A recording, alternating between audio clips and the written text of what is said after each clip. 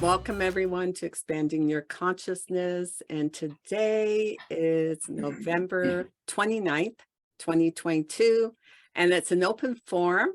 And just before we actually started this recording, we were having some interesting conversations, especially about the environment, climate change, even about COVID as well.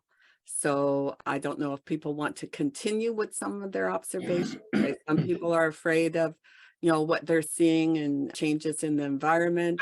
But I was actually saying that I think we have to follow the money and look at who benefits from our fear. So anyway, maybe that's a topic, talking about fear. Dave. Oh, it's waving Oh, at Ken. okay, Ken. Hi, Ken. I'm glad you could join us. Too. All right. Oh So my God, I'm do growing a you, halo. yeah, that is your halo. I was going to say that's a marvelous connection you have with upstairs. Wow. Yeah, Ken. Got it going on there. That's actually a topic too. How do we connect to source? So there you go. There's one. Hmm. Do people have certain practices that they do every day? For myself, in terms of I'll touch on those points in terms of connecting to source and to spirit, whatever you would like to call it, your higher power. As a Hindu and as a practitioner of Hindu Tantra, it is within our doctrine and within the teachings that God, Bhagwan, the higher power, however you would like to understand it and refer to it, is present within everything, within the totality of our experience. Therefore, it is taught that nothing is to be accepted nor rejected, because it is just the projection of of the higher power. So, like looking to nature, for example, I think it's very evident because as a Wiccan as well, the earth is very, very important in our practices. So there's a subsect, there's an intersectionality for me there. So really, like, nature is just to look at the beauty of nature and the vividness of nature. I don't know necessarily about humans. I mean, I think we've gotten ourselves into all different kinds of states. I personally have been doing extremely well. The same can't be said for everybody else. I acknowledge that. But I mean, you have to admit, nature has gone through something lately. Like, I just walk, if you go outside, the colors are so vivid. And this past summer and the falls, like, the seasons have been so distinct and full of life and robust. So for me, really connecting to source is like, connecting to, because I feel source in spirit through the manifestations of all of the great elements. Like, I will synergize myself. I have this practice where I go out and synergize myself with the elements, because at the end of the day, our body, our being is just comprised of the 5 elements. We're just an embodiment, really, of the elements. So I'll go out to the beach, like I was at the beach yesterday, for example, and I just have a mindfulness of, I'm supported by this beautiful Mother Earth that I walk on. Okay, I'm nourished by the water element of my blood, of the fluids, of everything that of everything that is so nurturing within my body that I can't live without. I am sustained by the air element. Every breath that I take, if you miss a breath, you're gone. You're not gonna last.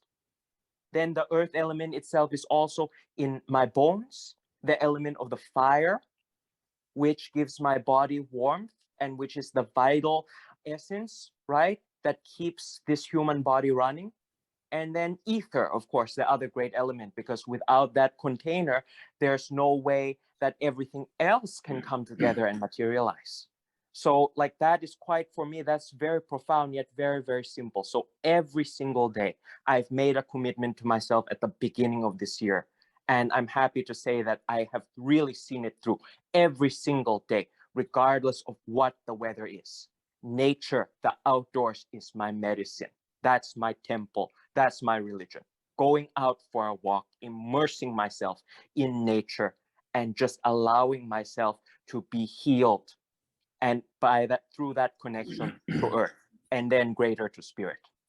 And you have found that made a major shift in your life? Like, did you find that perhaps before that you didn't feel as connected, and also maybe there was a certain distance you felt between nature and yourself? Definitely. Yes, yes, yes. Because again, now going in to touch a little bit about what you said about fear, Diane, okay? Fear is a very, very human emotion. If you look around us, actually, it is a distinctly human emotion because the animals, they don't really harbor fear. Like their fear is a healthy kind of fear that serves them. Like they'll have an intrepidation, or they'll have a wariness if they feel that there's an actual perceivable threat around them, or they feel that something is off. But they don't walk around all day long like us, carrying a humdrum of fear, anxiety, distrustfulness or such of life or anything else, right? That is really very, very distinctly characteristic of human beings. Now, I think as humans, we're really conditioned to be, and especially in this day and age, for the younger generation especially, I'm very, very concerned because we're taught to be so afraid of life, really. Like I think there's many parents, like a number of helicopter parents, the helicopter method of parenting, especially now. You can have cameras everywhere, right? And constantly checking up on what you're doing, how you're doing, and everything. And and that fear drives consumerism so strongly by way of insurance, by safety gear, even for riding a bicycle. If they teach the kids to ride a bicycle nowadays, they don't really encourage you to have fun, to trust into yourself, to feel out the road, to feel your instincts, to have a good confidence in yourself. That is number one. They teach you number one, you have to know you have all this safety gear. You need to have your whole body armored up.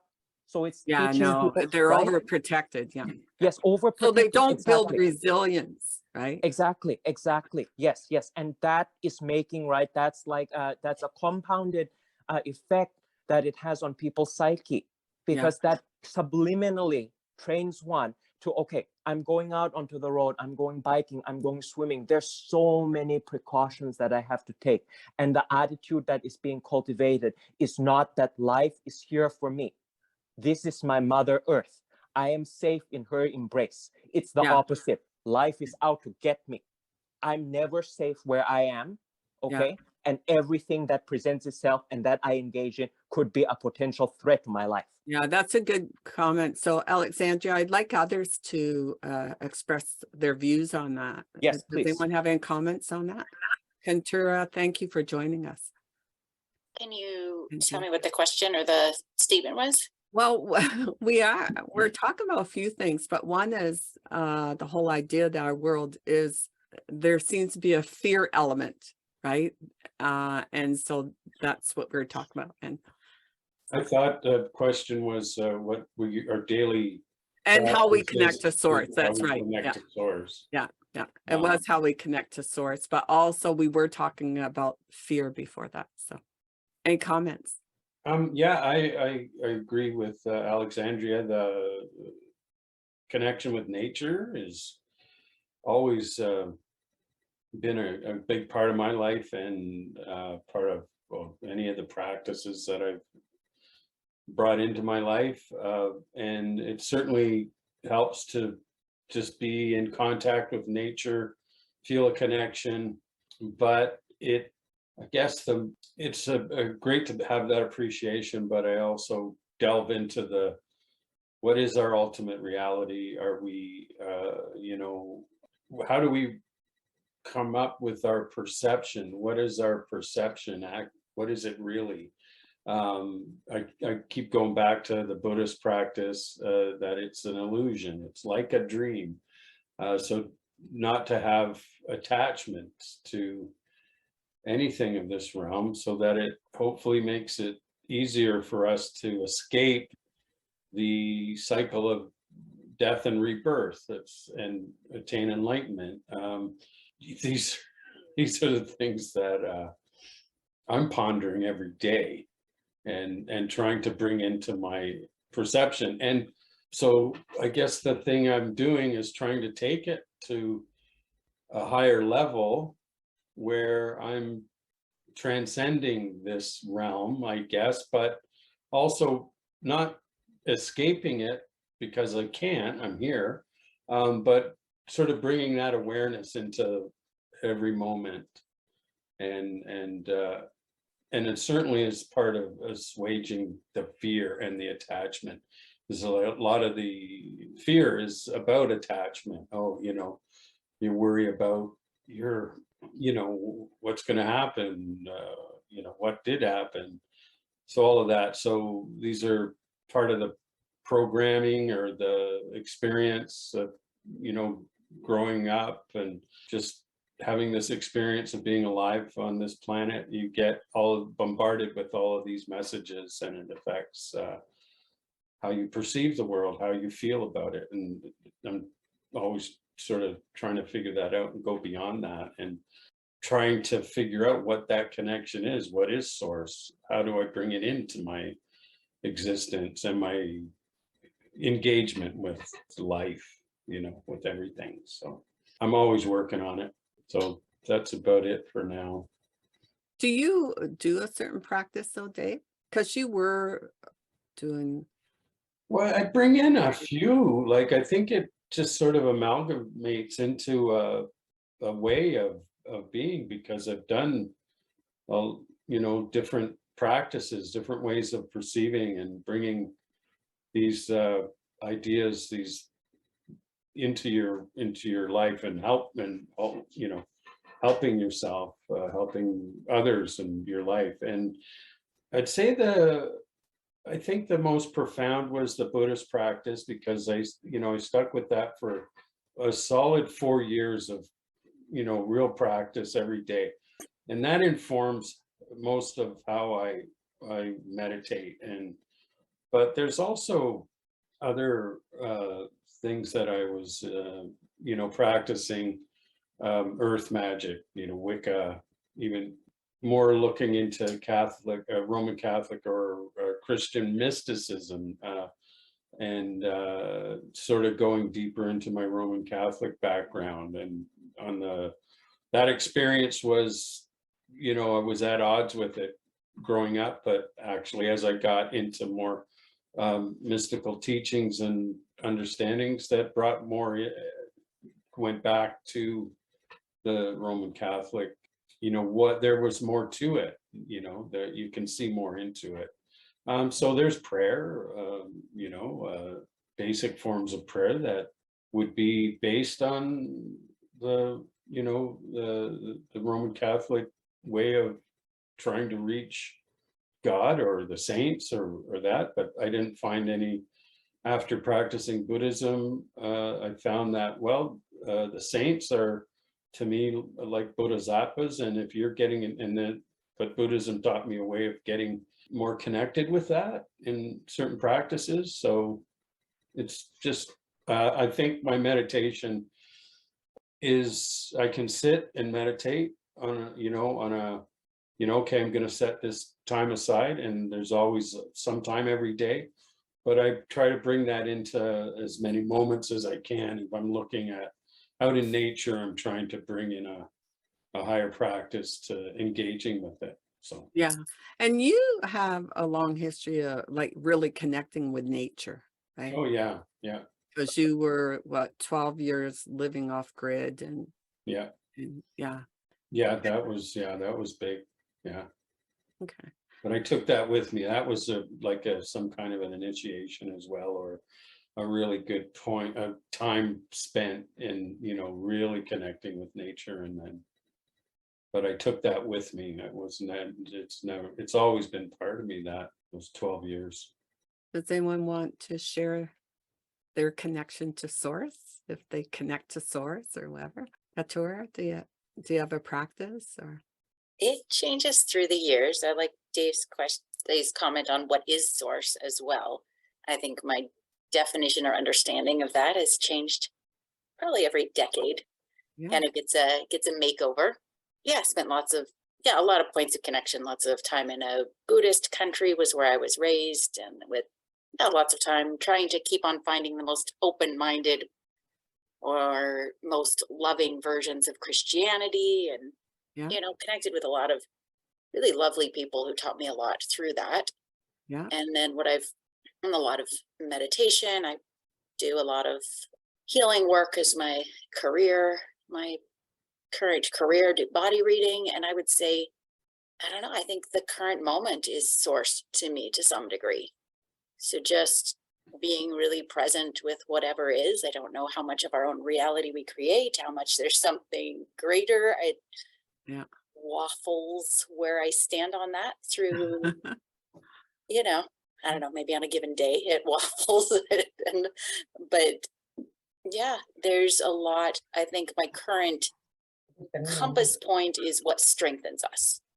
And as a body reader, it's very easy to see what strengthens us and what weakens us.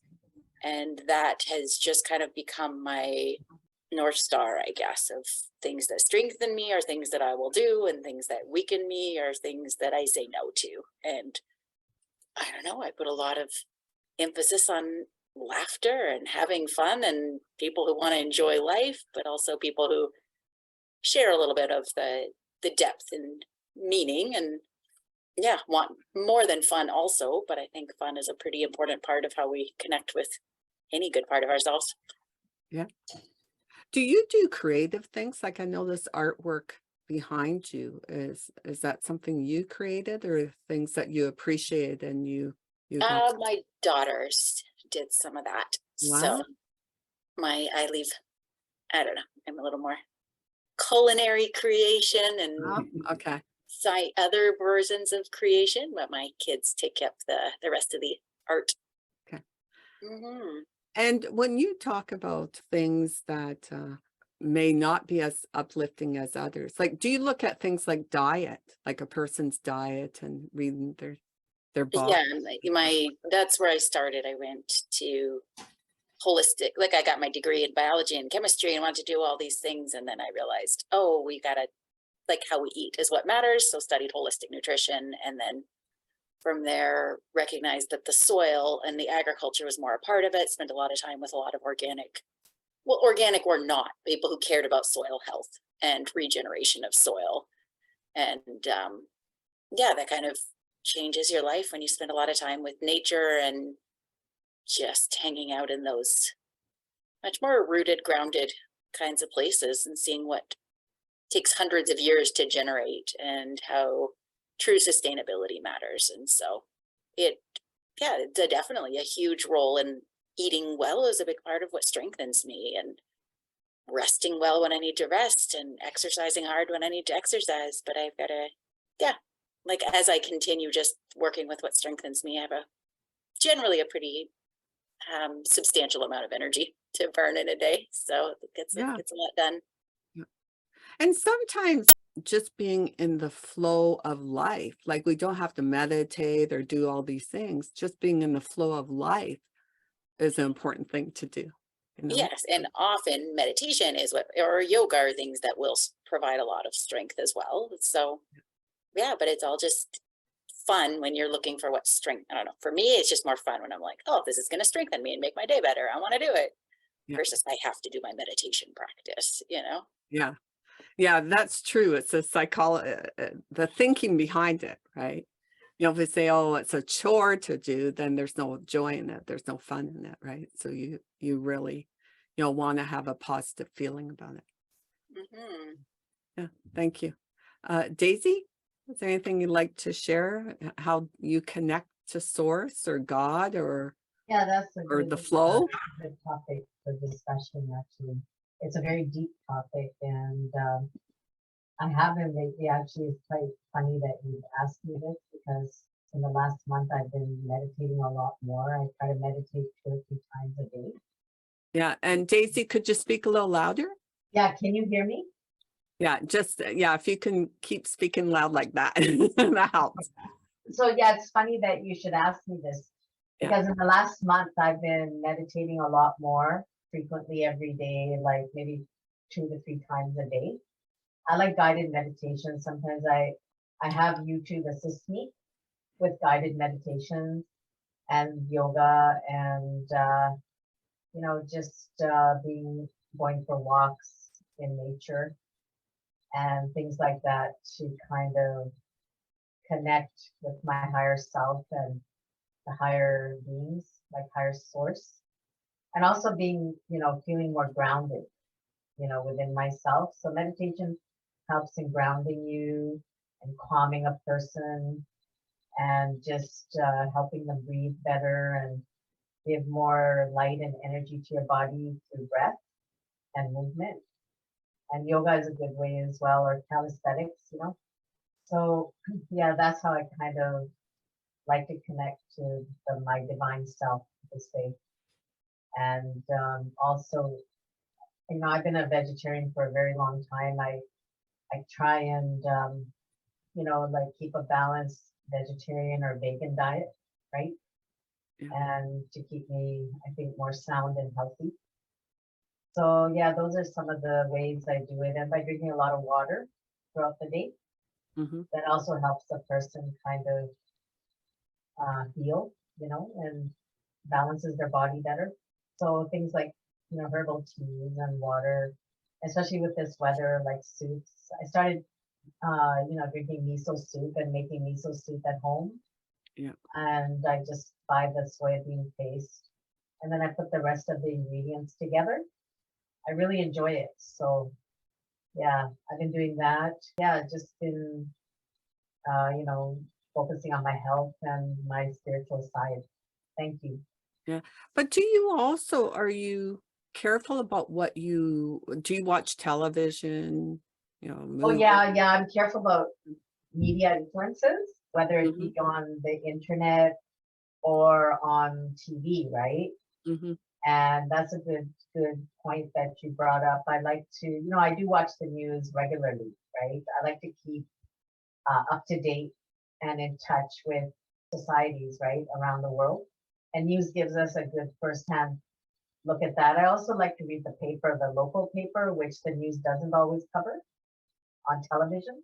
Mm. So yeah, like, and also with social media, I don't like to go on too many platforms like Twitter or Facebook. I keep that to quite a minimum, you know, quite a bare minimum. I don't, you know, I'm not like Donald Trump that tweets day and night. So, you know, I try to keep my social media at a distance, platform at a distance. And I don't know, I am on Meetup, but that's okay. It feels just a little bit more private and safe to me Yeah. as a medium. Yeah. And television, yeah, I do choose my shows and you know what I want to watch, and I weed it out.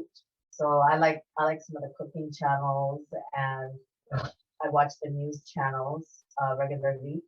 If some health or wellness channels come on, then I watch that. Yeah. Sometimes Knowledge Network, right? I like ocean documentaries and things like that. Yeah. Yeah. Okay. You know, Yeah, I so just wondered because sometimes people will start their day with news and you're not going to get good news, right? You know, or you might get a little bit of good news, yeah, right? you're right. You're right. And, you know, our neighbor, for example, you know, he'll say, yo, and this going on, this going, I say, like, Tony, so you watch the news every day? He said, yes, I've been doing it all my life.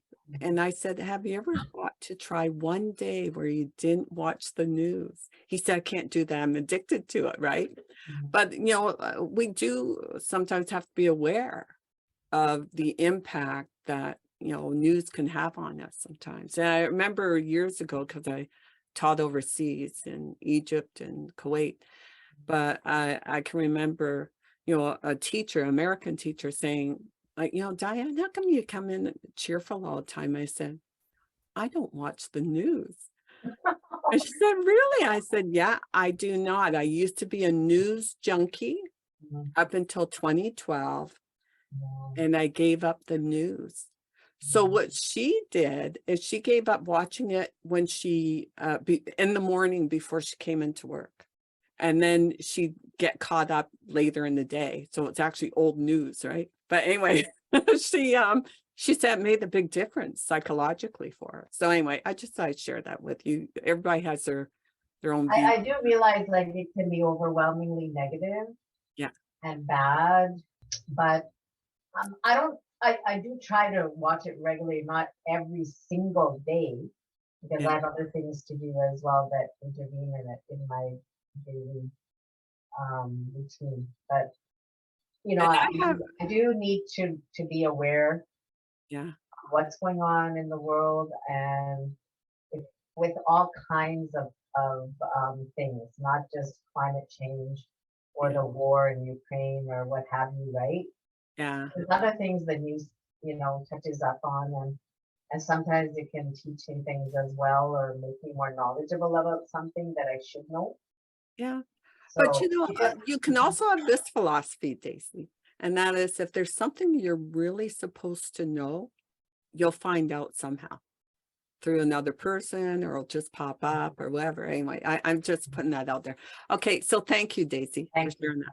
And Brent, I know you do your talking aloud, right? Or out loud. So that's more your practice, right? I'm in a terrible mood right now. Were you watching the news? Were you watching the news before you came? No, I've got this emotional thing going on because I've got to confront my landlord about something that he's not going to like. And Oh, so I've been thinking about that. I tried to get some sleep. I didn't get much sleep last night. So I tried to get some sleep before this meeting. Yeah. And I couldn't get to sleep.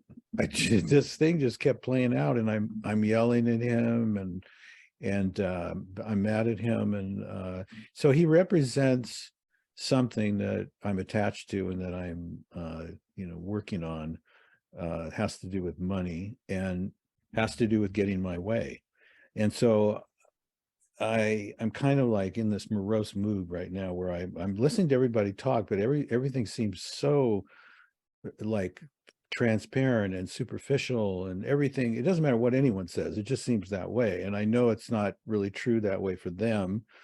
So I'm trying to get to where I prefer to be, but I'm not sure I've got much more to say about it than that at the moment. That's the reality of life, right? These issues or these problems come up, and when they're there, that's all we see. Really, it's hard to focus on other things. So this is something that just happened like yesterday, and then it's Well, it's been going on a couple of days. He's Yeah. the kind of person that likes to take advantage of the situation, and he gets away with it because I don't want to get on his bad side, or he might just say, well, I don't like you anymore, and here's a 30-day notice to move. And yeah, that I would not want to do right now. So Yeah. I have to play a game with him and be a real nice guy and all that. But this particular thing is so ridiculous that I can't do that. I have to stand my ground on this one. And so that'll come up with the rent check being minus a few bucks, and then he's going to hit the ceiling on that. So we'll have a little conversation, and I'll try and get his wife in the same room at the same time, because she's kind of like a cool agent, and she's kind of running the family, I think, and it gets through to him sometimes. So anyway, that's what's on my mind. But I have to say that what's really on my mind is the fact that it's doing what it's doing to me, and that I'm just sort of watching it happen, and I don't feel like there's anything I can do about it. It's just, this emotional kind of thing going on, and I can't feel any way to control it at all, and that's just the way life is too. I mean, things happen to us, and we get upset about it, and there's no easy way to climb out of it, especially if it has to do with things we're attached to, and the way we like to see the life unfold, and it doesn't necessarily unfold that way. So little things like that are constantly going on. Ultimately, I can kind of see through all this, and I know that it's the sort of the dance of the dance against the shadows dancing against the cave wall. yes, It's kind of what it is, and we get real attached to it and want it to be a certain way, but I don't see any control in any of this, and I just kind of like watch it play out. And when I'm not attached, that's when it's really fun. That's when it's really cool, and then I can be humorous about it. So I'll be coming back to life soon, hopefully. these things come up in our lives that we need to deal with, and it can have an emotional charge, of course, but that you don't want to, that if it's, something that makes you angry, you want to take a step back, or may behoove you. I always tell my friend, you should do this or you should do that. And he go, don't tell me what I should do. Said, you could say it behooves me. So I'm trying to adopt that. But it's, we still have to stand up for ourselves if it's some injustice or it's not a fair, something's going on in that way. It's you have to think about it. It sort of takes over your existence for a while, and you have to acknowledge it. And at least this is how it goes in my life. And I say, okay, I'm going to have a talk with this person and just say, look, if this is, you set your boundary, or you stand your ground, or you express yourself, and then hopefully it's a good result. That's something else we're attached to. Oh yeah. I've had my share of tenant issues and problems. If you want, you can share it with me, and maybe I could shed some light in it for you. Oh, because Daisy, you have tenants? Is that what you're saying?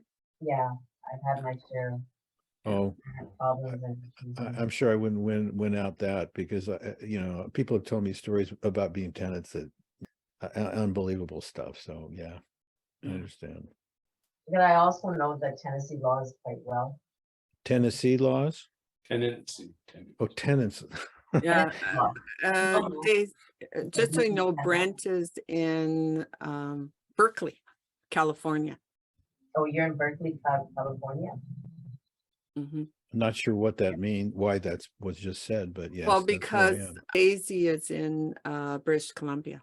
Oh, But well, you I can- watch Judge So I Judy. don't know how similar the, They're very Oh, you- similar. I watch Judge Judy on TV. Oh. That's another channel I watch sometimes. So okay. you asked me about media, right? So I do watch her on occasion, if I find a juicy story, I'll listen to it. Yeah. So yeah, like the laws are very similar. Oh, okay. Yeah. Yeah, I wouldn't know that. So, okay. And then connecting to source, Kenny, what do you do? What's your practice? I had an interesting experience about 3 years ago. So I was a member of the same, I am still a member of the same Buddhist group that Dave was talking about. And I did one of the exercises, and it's a retreat. It's called a counting retreat. And it takes people 3 weeks to complete this task. You have to say a certain mantra many, many times. So, and they say it takes people 3 weeks. Well, I must be a slow talker. It took me 6 weeks. 6 weeks of saying the same thing over and over again, thousands of times a day, forever. It just never quit. My God. And I was supposed to become, I don't know exactly what was supposed to happen, but what happened was I got pissed off. And I used to live in a Buddhist residence, and I moved out of there. My practices slid away. So now I'm trying to come up with another practice, and I actually have. And one of the reasons I wanted to talk tonight on this open forum thing is because I've got a new practice. But I must say, it's not really anything to do with connecting to source or connecting to anything. I have a different view on that topic than most people I know, and I don't know how to express it very well. I'm planning on writing a book about it. So it's hard for me to talk about it, but it was propounded by a guy named Hermes Trismegistus. And Hermes was a pharaoh in ancient Egypt. He was a general and he was a priest, so he was the sort of head of state. And his view, I call it mentalism. And the way I want to tell people about it and explain it to people is that what the paradigm that we live in is that the world exists out there and we are observing it. And we talk a lot about that, and it fits in with science and our whole way of life. The world exists and we are observing it. I've got a whole different approach that I'm trying to formulate based on Hermes' view. And I don't even know what, I mean, who, I've never studied Hermes. I've only read one book, and who knows who wrote that, you know, like 5,000 years after he died. I mean, how close is that to the real Hermes? But anyway, at least I can talk with somebody's name there. So I'm trying to develop a practice to get in touch, not to get in touch, that's the wrong word. So in Buddhism, and the kind of Buddhism that Dave and I practice, the idea is we become Buddhas. We train our minds so that we become Buddhas. So Brent, when you're in this state where you can observe your own mind being bent out of shape because it anticipates something coming up and it's ready, and you know, that is that's right out of Buddha's handbook, but it's not a comfortable experience. So how can you make it comfortable? So Buddha offered a whole bunch of training techniques to train your mind so that you still have all the problems you still have, but at least it doesn't bother you as much. So, you know, that's worth quite a bit actually in a human life. So I'm trying to develop, and I have developed a new approach based on meditation. I want to go on and on about it, and I'm not going to do that. Have mercy on you. However, what I did, so Di, I sent you an email about an hour or 2 hours ago now, asking if we could put me on the agenda on tonight, because there's no real topic. Oh, So I didn't see that. Okay. All yeah, right. okay. So I'd like, if I can do a presentation, it's just a short thing. But so my name's Ken, and I am having a Kenaissance, a whole shake-up. I used to call them midlife crises, but what happened to my midlife? Gone. So now I'm having Kenaissance. Throw away the old, bring in the new. Doesn't help my body much, but my mind is hanging in there for a while. So let's book time for me to do that. But let me just say about this burnout that I actually did, you know, do too much connection. It's a tantric exercise with meditation with your yidam is a personal deity, and I still got the relationship with this beautiful personal deity, but I'm not saying her mantra once more. Okay, maybe once. So when you say you're like the Buddha, is that what you're saying? That your practice is that you pretend you're the Buddha? That's how you get there. The goal is to actually literally become a Buddha. And there's Okay. no the Buddha. There's hundreds, thousands of That's Buddhas. right. That's right. Yeah. So, but you know, there's a statue of one big Buddha named Buddha Shakyamuni or Buddha Gautama or whatever Yeah. depending on what language you speak. So, but that's just a statue. There's lots of Buddhas, and if you're really into believing in this, then any human being you see or any animal It's could actually be a Buddha that's right. appearing in your mind. Yeah. So what Buddha talks a lot about is mental appearances. So right now what's appearing in our mind is 5 faces and 2 squares on a screen. But we're assuming that we're real human beings. Mhm. And I've hung out with you guys before, and you know, we are sort of. But So it's very can you, interesting. That's mentalism. So when you get into okay. mentalism, that that my face is an appearance in your mind, it doesn't actually exist. There's nothing there, but that little appearance of a smack and that sound and that's like a dream, isn't it? Like Dave was saying. So there's a beautiful case. I mean, whoever Buddha was or is or whatever, wow, that's a genius mind. And I love to just get closer and closer to that. But Ken, there are people, you know how they always, in Buddhism, the whole idea is to strive towards enlightenment, right? Yeah. But mean- there are some that say we are enlightened. We've just forgotten.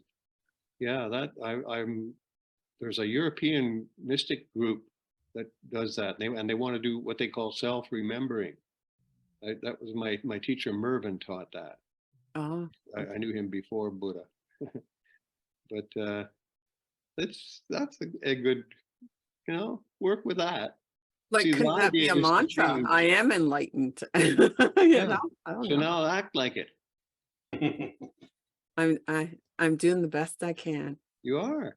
So good. And every time Dave talks to you about some Buddhist thing that you never heard of before, you think, oh, maybe I could try that. Let's try that, see how it feels. Because he knows quite a bit. Okay. Any About that. comments? Sorry, I missed your email. I was That's okay. editing some. It was a video. last minute thing. 'Cause Okay, all right. I'm having one of those last minute days. Okay. Alexandria, do you want to add to this? Yeah, because I'm actually, I practice that type of Buddhism as well, Vajrayana Buddhism. My take on it would be, and what I love about Vajrayana really, and Tantra in general, because Vajrayana is the tantric aspect of Buddhism that has its roots really within the tantric school of Hinduism, and we can go back and back and back, but that's just to summarize. But one of my teachers had put it beautifully. He said that to view this world, to view experiences and the beings in it like a giant jewel. Now, we're all different aspects, different cuts of that jewel. Like a diamond, in order to shine, it has so many different facets in it. So each being, each perspective, each embodiment of life is just like a different side, but of the same jewel. So that was really a very powerful transmission that he gave me that helps me to understand and go beyond duality and beyond polarity in many, many of my experiences. In terms of retreat, though, what I wanted to add to what Kenny had said, because I've done also, Kenny, those accumulation retreat before. And for me, it was the most memorable was during my Ngondro preliminary practice. And I was doing Vajrasattva, so the 100-syllable mantra. So 100,000 of the 100-syllable mantra. But I couldn't have the option to prolong or whatever. I had just a certain amount of time to finish everything.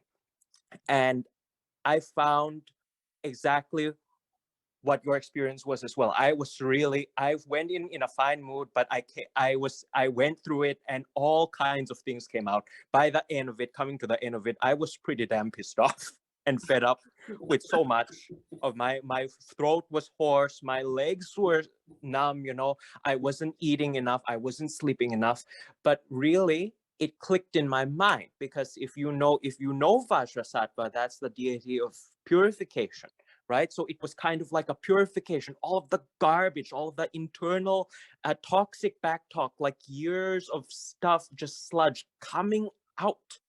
And that really gave me something to reflect on for really ever since I left that retreat years ago. So yeah, that's what I wanted to tack on there to everybody sharing about their experiences in this school of Buddhism. Any other comments? Anything else people would like to share? With the idea of we are enlightened and we just need to remember it. And it just my thought on what's been said in the last little while is a lot of it we just need to let go of a lot of shit. That's what Vajrasattva helps you with. Yeah. Vajrashatra. Yeah. Sorry. I hope I don't get knocked over the head by a Buddha for that. But yeah, just so we hang on to a lot of stuff, and if we observe it, which is what actually the Buddhist practice really helped me with, was just observing and being, present. Like, what's happening in my mind right now? Do I want that to happen? No, I don't. So let go of it. Find a better way of engaging with it. You're still going to have to, but it's it helps to be able to look, we're all looking at our minds and, saying, hey, wait a minute. That's getting carried away. I'm getting carried away with that. Like, need to rein that in and find a better way. Yeah. That's But we also are not separate. I bring this up in other videos, but I do think it's important to stress this. We are not separate from the influences we get from society, right? On behavior, our expectations of behavior of others, our expectations of ourselves, right? So that, when I think of that saying, we are enlightened, we just have to remember, I think it's because we built up so much programming, and that we do forget that we are, wise beings at a deeper level. So Yeah, we're fine. Who was it that was telling us that?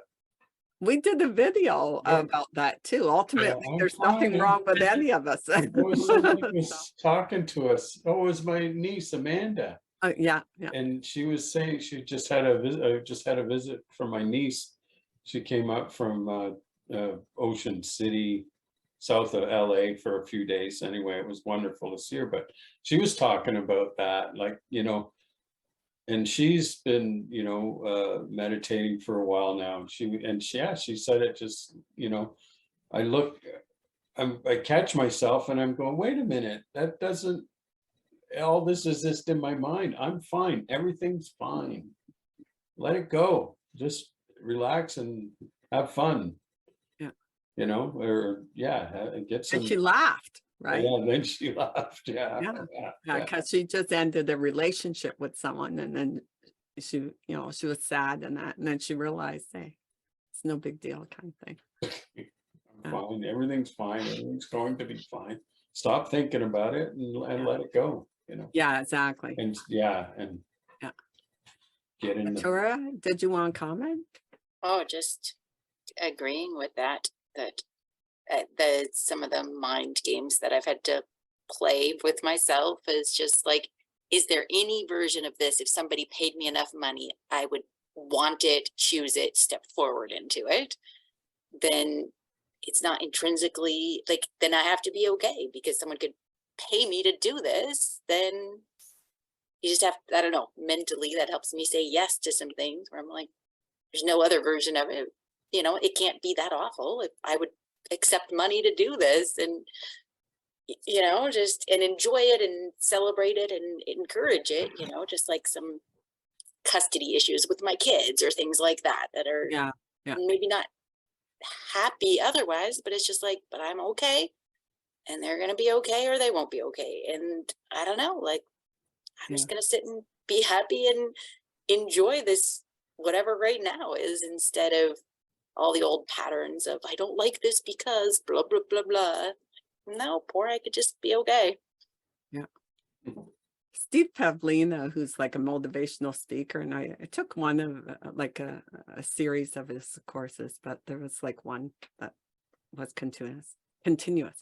Anyway, and he'd say that. He said, picture aliens watching your life, right? And they're sitting in a movie theater and they're watching your life up on the screen. Like, are you making it interesting for them? Are you, without going over the top with drama, but just enjoying life, right? Is your life a comedy? Is it, a one that's joyful and light, whatever? So, Kenny, you have a comment there? No, I'm chilling. Okay. See, one of the things we do is we judge ourselves as negative because if we're playing with this theory that we're enlightened, but there are blocks preventing us and that we've learned bad habits or whatever, we think that's bad. But it might be bad if you're a hippopotamus or a mouse or something, because you haven't got the intellect to fix it. But we have. So, whoa, good for us. Yeah, We're we still can screwed recognize up, but now we can fix it. That's pretty good. Yeah, that's a good point. But Yeah, then and that's a sometimes lot we of- do. Katura? Oh, I was just going to say that's a lot of what body reading has taught me is that sometimes that it's not always the enlightened choice or what, on paper would look like, oh, if I was, my perfect self, I would do this. The thing that strengthens me the most sometimes is, I don't know, a little rougher or gruffer or, has some grit to it or some negative, heavy things, but it's the right choice for making me stronger. And so I don't shy away from, I don't try to be a high frequency. I want to be full, like whatever the range needs to be. I don't like the concept of blocks or, that we're not already everything we need to be as well. I think that we just have to expand sometimes the gamut of what is all good. I do think it is important sometimes to look at kind of the darker side of things too, right? Some people don't ever want to look at things like that. Whereas I feel to add balance to yourself, you kind of have to look at what some people would perceive to be negative, right? The shadow, Yeah. Diane. And not just a shadow of self, Mm. but the shadow of this, if you want to call it an illusion or society, whatever, but to look at all aspects of it, right? Yes, absolutely. That was something that Jung pressed on very, very strongly, because, we have not only the personal shadow, but we have the collective shadow, as in the personal consciousness, right? And then also we have the collective consciousness. So, I mean, I have a lot of friends in the spiritual diaspora, and they really like to label themselves light worker. But really, and also conversely, I have a lot of friends who are involved in the darker side of things, like, renegades, like body art, tattooing, extreme BDSM, horror and such, right? And you would be really surprised. The people who are light and fluffy and angelic and all dee-dee-doo-doo-da are some, like, their encounters with them, for me, have been pretty harrowing, and there's a lot of stuff within them that is just like, wow, you wouldn't see that coming. And with the darker people, right, who embrace the darker side of life, they're actually usually very, very nice. I have never ever had a single negative or frightening experience with any of those people, like more on the fringy side, than I have had with those people who are on the lighter side of that spectrum. And it's just as Jung had pointed out in his teachings, because it's like, if you deny the shadow, if you repress the shadow, if you do not validate the shadow or acknowledge it, it starts in your efforts to be so in control of yourself and it actually starts to run you, because it goes like, it just gets to the point where it's so entrenched into your subconsciousness that rather than, right, being able to suppress it and that it goes away, it actually sinks into a deeper level of the psyche and then starts to act out, and you start to act out those worst things that you feared so much, that you never wanted to get to you, because of by virtue of the very fact that you have been fighting it and denying it so hard. And what it does is, if you look at the darker side of things, it actually helps to ground you. Because I've been that woo-woo, only look at things kind of person, and I've been around those people. Yeah. And when I made the shift, those people didn't want anything to do with me, right? When I started investigating and looking at other things, they said, oh, no, you're a hateful person. You can't look at that sort of stuff. And I thought, but I'm being drawn to look at things that I should be looking at. So, but anyway, investigating things, right? So, Indeed. so, they could be all lovey-dovey for a while, but if you move out of that, then yeah, they couldn't accept it, right?